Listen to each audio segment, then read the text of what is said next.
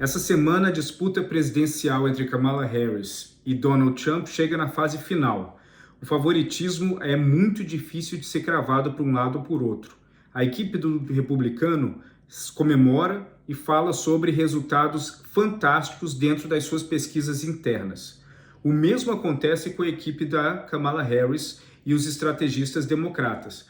Os dois lados têm certeza absoluta que podem conseguir a vitória, mas isso é absolutamente esperado, tanto de Harris quanto de Trump, até porque numa disputa tão acirrada, se não mostrar esse otimismo tão forte para o eleitor pode não se sentir, às vezes, motivado para ir votar.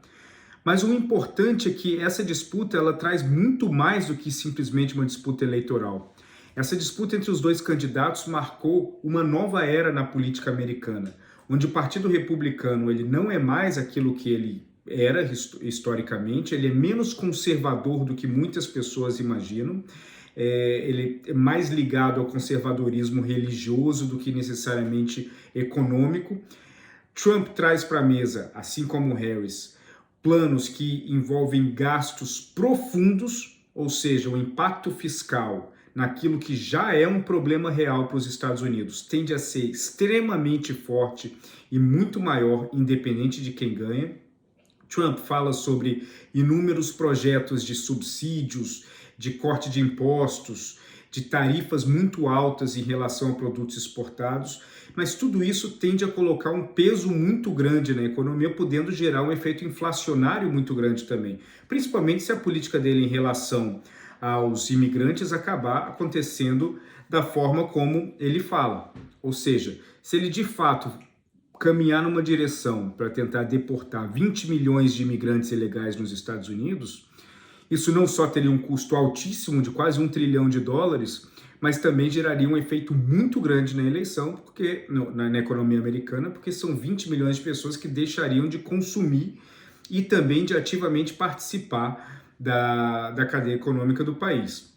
Se isso vai acontecer ou não, são outros 500, mas dentro da narrativa, tanto de Trump quanto Harris, os dois têm uma narrativa gastadora, uma narrativa onde a ideia é gastar, gastar, gastar, sem mirar necessariamente o que pode acontecer dentro do impacto fiscal. Durante o primeiro governo Trump, foi impresso mais dinheiro do que em décadas anteriores juntas. Então isso tudo demonstra um pouco da natureza gastadora de um e também do outro, que não deixa de ser muito diferente.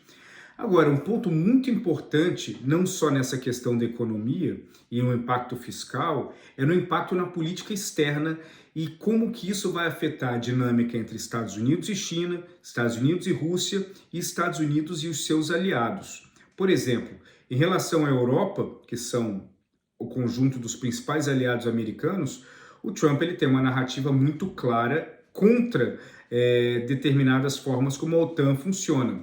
Se os Estados Unidos eventualmente larga e abandona a OTAN, isso vai criar um efeito muito grande que vai afastar cada vez mais a Europa dos Estados Unidos, podendo, inclusive, jogar a Europa no colo de países como a China, por exemplo. Então, a política America First do Trump na área econômica, mas também em outras áreas, pode acabar tendo um impacto muito positivo para a China. Por exemplo, se o governo americano, sob um governo Trump, desenvolve vários subsídios e incentivos para empresas americanas investirem mais e mais domesticamente, a tendência é que muitas delas vão diminuir o investimento em outros países do mundo, porque investir nos Estados Unidos vai ser mais vantajoso por conta desses incentivos e subsídios.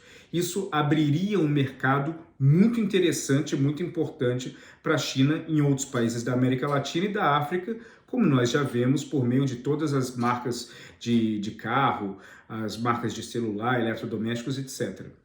Com Kamala Harris, algo similar poderia acontecer, mas enquanto se por um lado o governo Biden não diminuiu as tarifas e grande parte dos bloqueios que foram colocados contra as empresas chinesas, não tinha também esse pacote de incentivos tão grandes. A Kamala Harris ela quer mirar um pacote de incentivo mais para o empresário médio e pequeno, mas também no campo internacional fortalecer a aliança com seus aliados, que de alguma forma pode acabar gerando um pouquinho de abertura comercial como uma forma de compensação.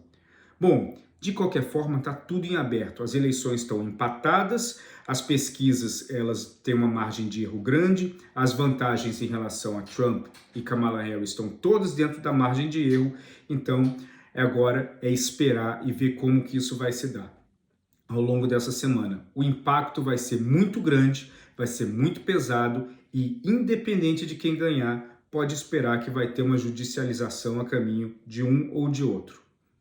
Vamos observar que vai ser uma semana interessante. Um abraço a todos.